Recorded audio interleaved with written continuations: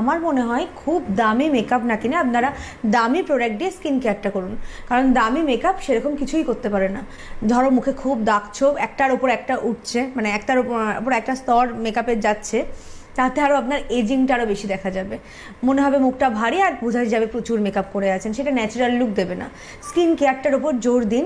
আর তাছাড়াও আমি আরেকটা বলবো, যদি মনে হয় যে চট করে কোথাও বেরোচ্ছেন বা একটা প্রোডাক্ট সব কাজ করবে, যেটা সানস্ক্রিনের কাজ করবে, যেটা ইউজ করে, এখন তো শীতকাল আমি জানছি, কিন্তু একটা নিয়ে নিলেন, গরমেও ইউজ করতে পারবেন, যেটাই ঘাম হলেও আমরা ঘামটাকেও বন্ধ করে দিতে পারে না, কন্ট্রোল করতে পারে কিছুটা জায়গায়। তো ঘাম হলেও আপনার সেটা থেকে না, ঘামটা থেকে আপনার স্কিনটা একদম মানে কালো টাইপের হয়ে যায়, যেটা গরমকালে যেই সমস্যাটা আমাদের বেশি হয় সেইটা হবে না।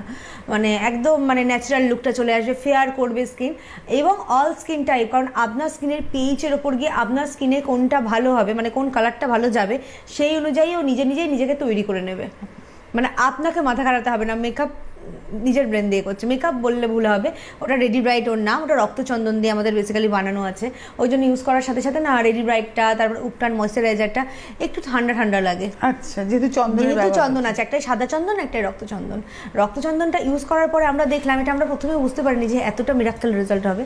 তো ওটা ইউজ করার পর আমরা দেখলাম, মানে এখন তো বিজ্ঞানীরা অনেক কিছু বার করছে, আমি ওটা অ্যাপ্রিসিয়েটও করি, আমি বলছি না যে কোনোখানে ভুল করছে, অনেক কিছু নতুন নতুন বার করেছে, আমাদের নতুন প্রোডাক্টও আছে, যেক্ষেত্রে একদম ক্লিনিক্যালি একটা ট্রিটমেন্ট যেটা হয় সেই জিনিসগুলো আমরা ঘরে বসে করতে পারছি। কারণ ক্লিনিকে গিয়ে করতে গেলে ওটা অনেক এক্সপেন্সিভ হয়ে যায়, সেই জিনিসগুলো আমরা ঘরে বসে করতে পারছি।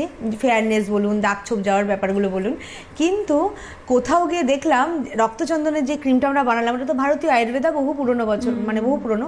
সেটা দেখলাম এখন সায়েন্স যেটা বার করেছে না, একটু হয়তো কিছু কেমিক্যাল দিয়ে বার করেছে ওটা, যেটা হচ্ছে তোমার স্কিনের ওপরে লাগালে তোমার পিএইচের সাথে সাথে তোমার মতন কালার হবে, আমার পিএইচের সাথে সাথে আমার মতন কালার হবে। এমনকি খুব যদি ডার্ক হয় বা খুব ফর্সা হয় তাদের স্কিনেও যাবে, সেই অ্যাকর্ডিংয়ে কালার হবে, প্রত্যেককে ফর্সা লাগবে।